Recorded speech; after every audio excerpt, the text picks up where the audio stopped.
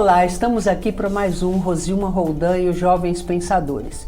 E hoje eu tenho muita honra de trazer aqui, pela primeira vez, já avisei ele, já ameacei ele, que vai ser a primeira de muitas, de um professor que eu admiro muito, advogado criminalista, que acompanho nas redes sociais.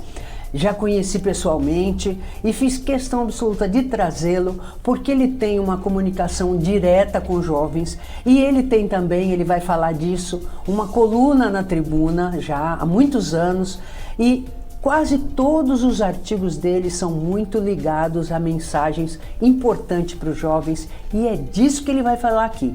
Eu estou falando do professor Paulo de Jesus, que está aqui ao meu lado e que vai cumprimentar vocês nessa tarde. Boa tarde, professor. Boa tarde, Rosilma. É um prazer e uma honra estar aqui no seu programa. Com certeza virei outras vezes sendo convidado e deixar um abraço ao nosso telespectador e agradecendo mais uma vez a oportunidade. Ele, o Dr. Paulo, como eu disse, ele escreve para a Tribuna, né, para a Tribuna Digital já há muitos anos e eu sempre acompanho, então é difícil até trazer um tema só, por isso que ele precisa vir mais vezes. Mas ele, especialmente algum tempo atrás, ele escreveu sobre esse tema que nós temos hoje aqui no programa, que é o labirinto de ambições vazias. E é disso que nós vamos falar hoje aqui e eu passo a palavra para ele porque ele vai conversar com vocês e principalmente com os jovens. E aqui eu faço um parênteses que esse programa aqui não é etarista não. Eu quando falo jovem não é jovem só de idade, é jovem também aquele que está sempre incomodado, aquele que está sempre disposto a aprender e disposto a compartilhar conhecimento. Então é por isso que é Jovens Pensadores. Pensador é aquele que cria pensamento próprio e que tem muito a ver com as redes sociais que querem nos convencer que quem sabe pensar são eles lá. A gente tem que ser meros repetidores.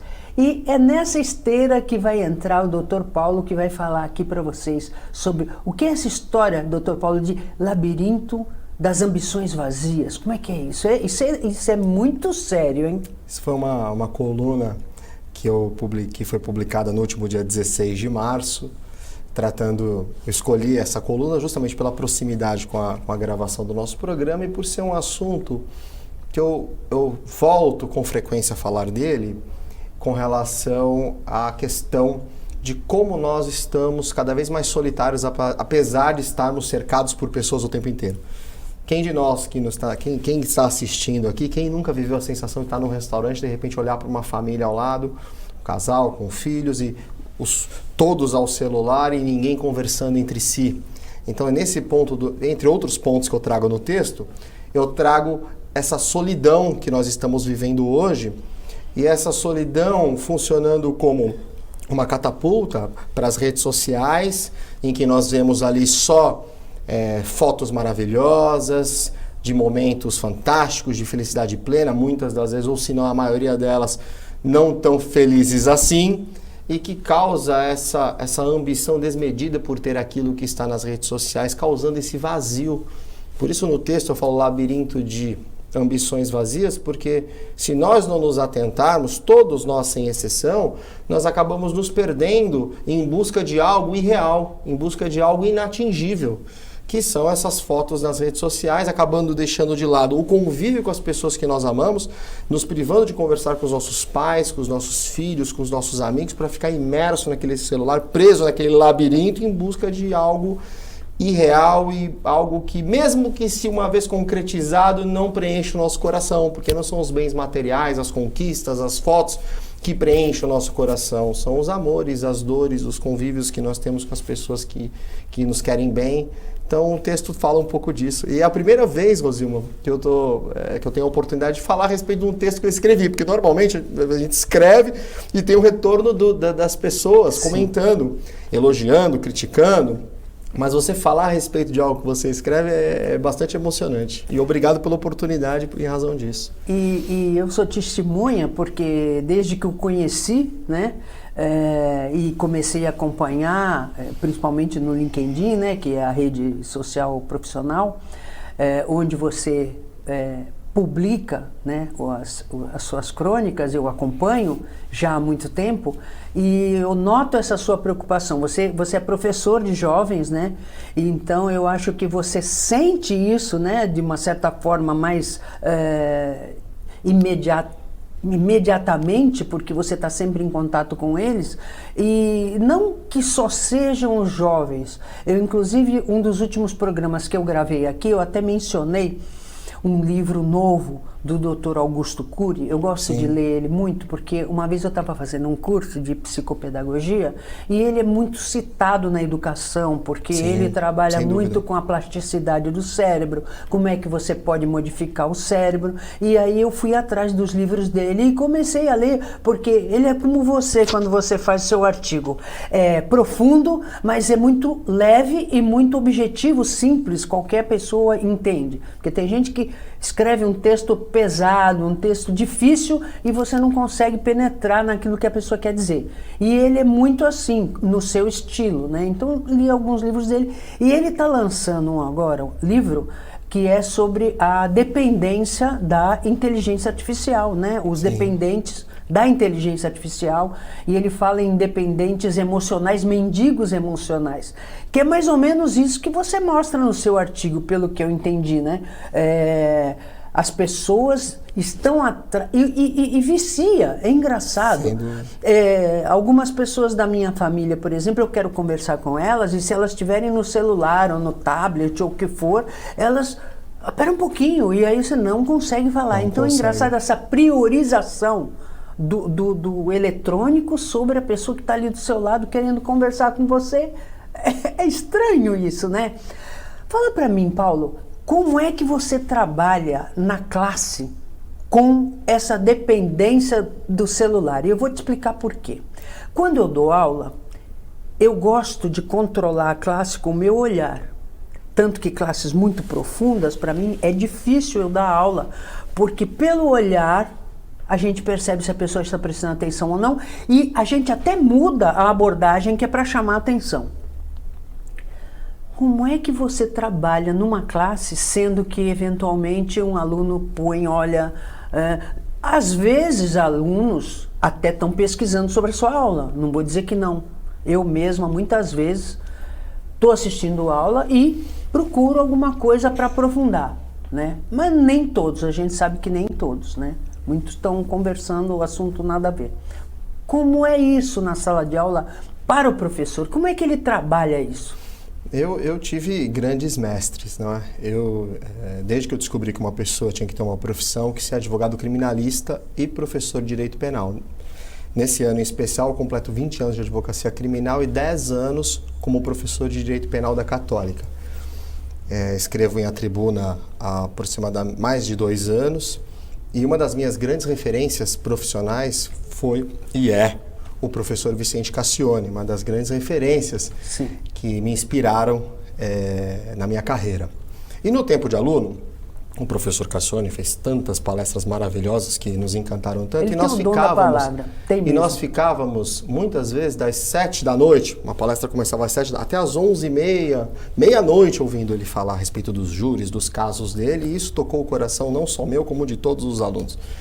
Só que passado esse tempo, e hoje 10 anos como titular da cadeira de penal da Católica, hoje eu noto que esse tipo de abordagem não funciona tanto. Você precisa ser um pouco respondendo a sua pergunta, você precisa ser bastante objetivo, você precisa dar o seu recado para esse jovem tão antenado nas redes sociais, com o celular na mão e tal, você precisa dar esse recado, o que você falava em 3, 4 horas, você tem que falar em 20, 30, 40, 50 minutos, porque o jovem ele não tem mais esse tempo a nos dar.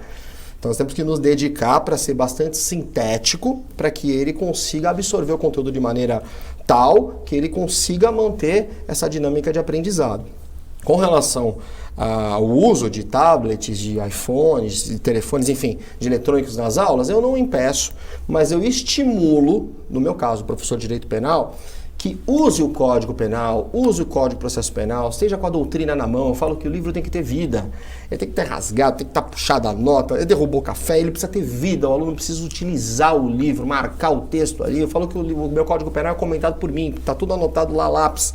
Então eu estimulo os alunos para que trabalhem dessa maneira, porque no exame de ordem, para que possa advogar, no exame para ser promotor de justiça no Ministério Público, para ser um juiz de direito, você vai ter que escrever e você vai ter que praticar. Não é só, não vai ser dado um tablet para a pessoa preencher ali para que ela possa passar na magistratura. Então, olha, você tem que ter conteúdo e escrever bem, ter uma boa caligrafia, porque o examinador não vai ter paciência de ficar lendo garrancho ali na hora da prova.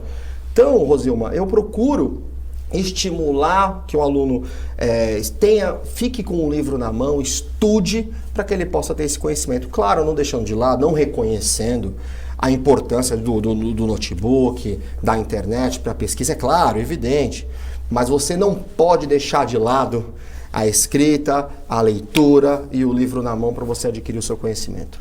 Você tocou num ponto importante e daqui a pouco a gente vai fazer nosso intervalo, mas antes disso eu gostaria de pontuar o seguinte, em alguns países do mundo já, os educadores estão muito preocupados com as crianças que estão escrevendo menos, porque o nosso cérebro, ele não é inteligência artificial, ele, como se diz, é analógico.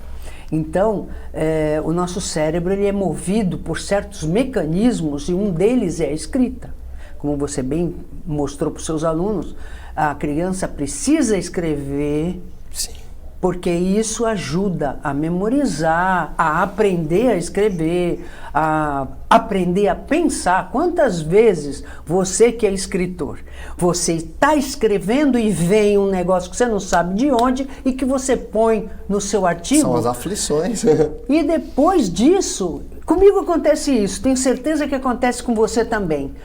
Anos depois, você vai ver um artigo seu e diz assim, fui eu que escrevi isso? Não, Mas tá bom demais, não fui eu que escrevi isso. Porque parece, não sei, né? Eu até me arrepio de falar. Uma obra divina, parece de Deus, né? Porque parece que você começou a pensar, começou a escrever, e aí de repente você entrou numa sintonia que vem uma inspiração boa demais para ser humana. Isso eu sinto. Eu às vezes leio o meu artigo e digo, tá bom demais isso, não fui eu que escrevi isso, não. Não parece. Sabe? E eu acho que acontece isso, né? Porque você entra, parece que entra numa sintonia que não é bem humana, não sei bem. E aquilo sai bom pra caramba. Sim. E aí os outros leem e você consegue o que você queria, tocar as pessoas. Sim. Então veja, como é que você vai desenvolver isso se você não escreve? Porque o cérebro precisa desse tempo. Desse trabalho. Tanto que minhas provas eu faço com que elas sejam todas escritas, a apresentação de trabalhos, muitos deles na maneira digital, mas eu faço questão de pelo menos uma das minhas atividades, desde sempre, sejam escritas, Rosilma, para que o aluno possa ter a possibilidade de desenvolver essa questão mecânica do nosso cérebro, da nossa inteligência, da nossa psique, para que a gente consiga ali colocar realmente no papel tudo aquilo que a gente aprendeu. Eu vou fazer uma pergunta e ele vai responder no segundo bloco. Paulo, antigamente a gente fazia clássico para fazer direito. Até no ginásio, hoje Fundamental 2, a gente estudava lógica. Estudava latim também, por isso que o direito até hoje tem expressões latinas. Estudava latim também, porque o latim, como era a mãe do português, até regras de português a gente descobria estudando latim e guardava melhor. Hoje, eu fui a última turma de clássico, depois virou colegial e hoje é ensino médio. E isso significa que algumas matérias foram suprimidas para que as matérias ditas mais universais fossem oferecidas para todos os alunos, porque, segundo a época, decidir qual a carreira que iria escolher aos 14 anos era cedo demais, com o que eu concordo. Então, se adiou para os 17, 18 anos, né? Minha pergunta é a seguinte, nisso, uma das matérias que a gente usa muito no direito, aliás, no dia a dia, foi a lógica. E ainda hoje, muitas seleções, processos seletivos de muitas empresas exigem uma prova que se chama raciocínio lógico matemático, que tem questões de matemática, mas tem questões de pura lógica. Ele vai responder no segundo bloco. Como é que a gente faz para saber lógica sem ter estudado lógica? Existe a lógica natural, sim, mas será que um estudo da lógica, um treinamento em lógica seria importante? Ele volta no segundo bloco para nos responder essa pergunta.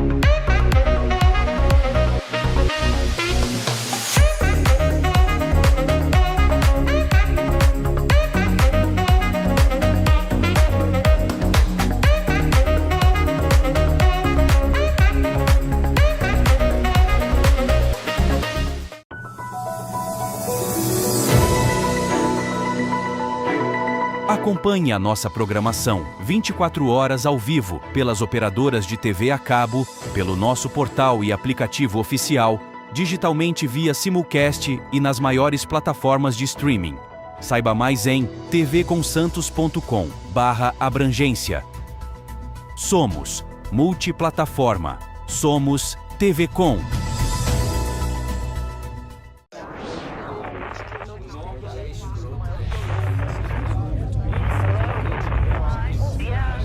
Você já passou por isso?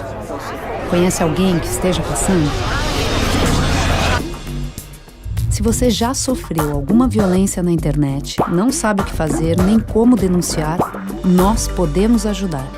A SaferNet oferece um canal gratuito de orientação e apoio, além de explicar o passo a passo de como denunciar crimes na internet. Você será atendido por um profissional, com respeito, anonimato e estrito sigilo sobre tudo o que for dito.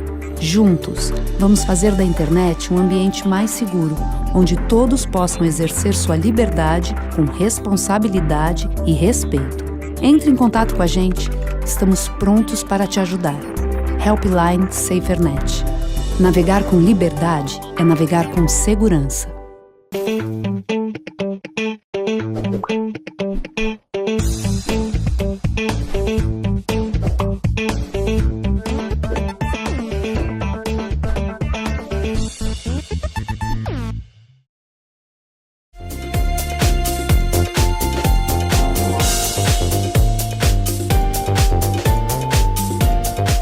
Voltamos. E aí, Paulo?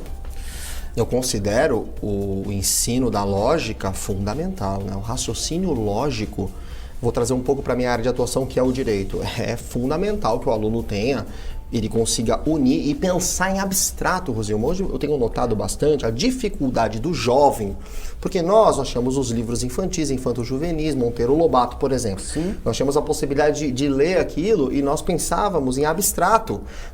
A imaginação ia longe. Hoje em dia eu tenho uma filha de 9 anos, hoje ela usa o Aliás, YouTube. linda, porque eu acompanho também, aliás, parecidíssima com você. Obrigado. Falei, caramba, que menina parecida com o pai. Então hoje eu noto que as crianças ficam com o iPad na mão, tablet na mão, e vendo os vídeos, tudo, e de alguma maneira, eu não sei se você concorda comigo, isso suprime um pouco o exercício da criatividade, porque tá ali aquele Tá desenho. pronto, né, Paulo? Pronto e acabado.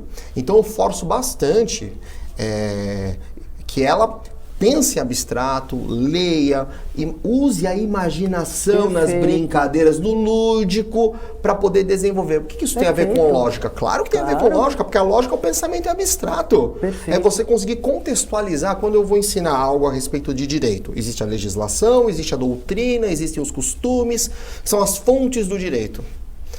Como o aluno vai intercalar tudo isso com raciocínio lógico? Ele vai pegar a legislação, vai unir a doutrina, a jurisprudência, os costumes e vai poder fazer uma interpretação de um caso em concreto que for passado para ele resolver, seja enquanto aluno, seja amanhã como um juiz de direito, seja como um advogado para elaborar uma defesa, como um promotor de justiça para oferecer uma denúncia. Então a lógica, ela é a base de todo conhecimento. Perfeito. Eu estou trazendo para o lado do jurídico, mas poderia se emprestar isso para ciências médicas, para engenharia, para história, geografia, para o jornalismo, para qualquer matéria. Então eu considero fundamental e penso que deveria fazer parte, ser obrigatório a sua composição em qualquer grade, inclusive do ensino superior. E vou te dizer mais, nós estamos conversando no intervalo, e aqui não é novidade, porque eu sempre falo no programa, eu criei um curso de direito para criança, inclusive eu introduzi numa rede nacional de ensino, que tem várias unidades aqui na Baixada Santista, e durante 5 anos eu implementei 4 anos de direito para quem nunca tinha estudado direito. Então é um material aberto que dá para você aplicar desde que a criança entra na escola até o ensino médio, né? E aí você aprofunda as discussões dependendo da turma, quanto mais madura ou menos madura for, né? Mais parte dos princípios gerais do direito natural, que a criança tem aquilo e depois perde, porque a nossa sociedade ela é muito ilógica e a gente acaba perdendo esse direito natural. Mas essa história da lógica, que eu acho muito importante também, como você bem disse, eu pesquisei bibliografia e introduzi no material que eu dava para as crianças de ensino fundamental 2, e depois eu dei treinamento para as professoras de educação infantil e ensino fundamental 1, para elas administrarem os conflitos à luz do direito. Porque a criança entende muito bem, ela entende um não. O que é um não? O não é a primeira vez que você se coloca no mundo como você, porque você aprende por repetição e um dia você fala não. Eu nunca tinha parado para pensar. Você sabe que eu descobri isso porque eu fiquei 7 anos sem dormir porque as inspirações vinham de noite para eu montar o meu programa e não tinha bibliografia. Você tem um caderninho do lado ali para anotar? Não, nunca tive, mas eu ficava assim e tal e lembrava de noite. Então, eu tinha pensado nisso, tanto que isso eu introduzi no meu trabalho. Nós aprendemos por repetição e a primeira reação que você tem quando você descobre que você é você e não o outro, é o não. E o outro é meu. É meu. A criança, não, é meu. Pode perceber uma criança em desenvolvimento. Sem dúvida. Primeira palavra é não, segunda é meu, que é a posse, né? E aí um dia, eles resolveram filmar novamente o Planeta dos Macacos, porque tinha aquela primeira versão do Ben-Hur, né, do Charlton Heston, e aí fizeram aquela outra do César, do macaco, né, César. E aí eu tô assistindo, fui lá assistir a trilogia, sempre fui fã do filme, né? E no primeiro episódio, né? Que o César eu não sei se foi no primeiro, acho que foi no primeiro sim, que ele sofre aquela mutação e aí ele é o macaco de estimação do herói do filme, que até o vilão do filme é o menino que é vilão lá no filme do Harry Potter, né? Aquele loirinho. E ele cuida dos macacos que ficam presos e o César vai preso também. E lá pelas tantas, quando os macacos resolvem se revoltar porque o moleque é muito ruim com eles, ele dá um grito. E qual é o grito dele? Não. Aí eu falei, caramba, você vê como a humanidade, ela raciocina parecido em todo lugar do mundo. Eu tinha descoberto isso e lá nos Estados Unidos o cara também fez o filme mostrando, e os americanos são imbatíveis, né? Porque eles são mestres em ensinar, eles usam os filmes de qualquer idade para qualquer idade para ensinar como é que eles querem que o povo haja sempre. E lá eles ensinam direito também, porque uma aluna minha do Guarujá, um dia escreveu para mim, professor, eu estou tendo aula de direito, você não vai acreditar. Ela estava no ensino médio. Eu falei, quem é o professor? Que escola é essa? Estou nos Estados Unidos, estou fazendo ensino médio aqui e eles dão direito no ensino médio. Quer dizer, foi uma alegria muito grande, né? E é meu grande sonho é que todo mundo saiba direito. Por quê? Mas todo mundo quer ter direitos. Não, mas o direito só nasce frente ao outro, a gente sabe disso. Sim. E o meu direito só nasce se você conhecer sua obrigação para comigo e exercê-la. Sem dúvida. Então é perfeito. Aí a gente fazia na classe assim aquela brincadeira da obrigação espelho. O ECA só tem direitos, ele foi muito criticado por isso, mas a gente sabe que embaixo do direito está a obrigação. Tem e aí obrigação. Eu perguntava para eles assim, primeiro artigo do ECA, toda criança deve ser respeitada. Qual é a obrigação espelho? Respeitar o próximo. Respeitar. Então, claro. Você Você é criança, tem que ser respeitada. O que gera em relação ao resto da classe em você é obrigação. Então, olha o raciocínio lógico presente. Perfeito, entende? Então é muito gostoso quando você começa a ensinar baseado no raciocínio, na criação do pensamento, porque você só é um ser humano tal qual quando você cria pensamento. Enquanto você repete, todos os animais aprendem por repetição. Claro. Aí é a premissa secundária, não é? Quando nós aprendemos os nossos direitos e deveres e um grupo cada vez maior de pessoas, qual a premissa secundária? Uma sociedade mais civilizada, o exercício da cidadania pleno, as pessoas tendo seus direitos atendidos, cumprindo os seus deveres, mas é preciso conhecer. É preciso que as pessoas tenham essa informação, essa riqueza, que é libertadora, né, Rosilma? Você ter conhecimento dos seus direitos e dos seus deveres é o exemplo, é a definição de cidadania, do exercício da justiça. Né? Então Perfeito. É fundamental o seu trabalho maravilhoso, porque é nesse momento que o jovem em formação precisa ter esse conhecimento. Porque senão ele chega um adulto sem noção dos seus direitos, muito menos dos seus deveres, aí nós vemos aí a criminalidade, as questões de trânsito, para trazer algo mais para o nosso dia a dia, entre outros tantos conflitos. O Brasil é um país que judicializa praticamente tudo, desde questões de juizados especiais, questões pequenas, até questões mais complexas. Por quê? Porque falta essa noção de direito e dever. Porque se nós tivéssemos isso, honrássemos com a nossa palavra, sem ter que movimentar a máquina pública para fazer valer, nós teríamos realmente uma sociedade muito mais pacífica, muito mais tranquila. E é o que eu digo, o que eu explico logo para as crianças na primeira aula. Uma sociedade saudável é aquela que repousa em cima de uma equação. Obrigações conhecidas e cumpridas igual a direitos reconhecidos e exercidos plenamente. Se você tem mais obrigação do que direito, sociedade não é saudável. Se você tem mais direito do que obrigação, também não é. E o que acontece? Caminha para o caos, porque ninguém é satisfeito numa sociedade desequilibrada dessa forma. E a gente coloca assim muito facilmente para as pessoas, e eu acho que se você der essa noção para a criança, que ela ainda não está contaminada, né, pela ilogicidade da vida, né, e do comportamento das pessoas, eu acho que ela mesma vai entender muito claramente que ela não quer uma sociedade desequilibrada nem para ela nem para os filhos, porque todos saem perdendo, né, Paulo? Sim, Dá um recadinho rápido, a tua câmera é essa para os seus alunos, o seu público, e eu sei que você tem muitos admiradores, e uma está aqui. O que você aconselha? Nós temos um minutinho. Eu fico, antes de mais nada, quero agradecer o convite. Foi uma honra estar aqui conversando, batendo esse papo tão agradável, falando a respeito das colunas, né? Falando do meu trabalho. Agradecer a todos que acompanham. Todos os sábados em A Tribuna Online está disponível a minha coluna. E com relação a essa questão da lógica, realmente nós nos comprometermos em evoluir enquanto pessoa, estarmos mais ligados às pessoas que nós amamos, nos dedicarmos ao aprimoramento pessoal, moral, estudarmos. Não é lição de moral não, viu, Rosilma? É uma mensagem de coração para que nós consigamos atingir os nossos objetivos. Nós temos que deixar de lado essa ambição desmedida, essa busca material desenfreada, para que nós consigamos ter as questões materiais que são importantes e fundamentais, mas desenvolvemos um eu saudável.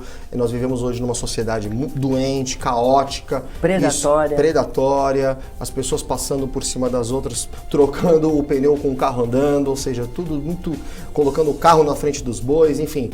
Nós precisamos desacelerar, nos reconhecer enquanto seres humanos, reconhecer os direitos dos outros, para que nós possamos aí sim construir uma sociedade pacífica.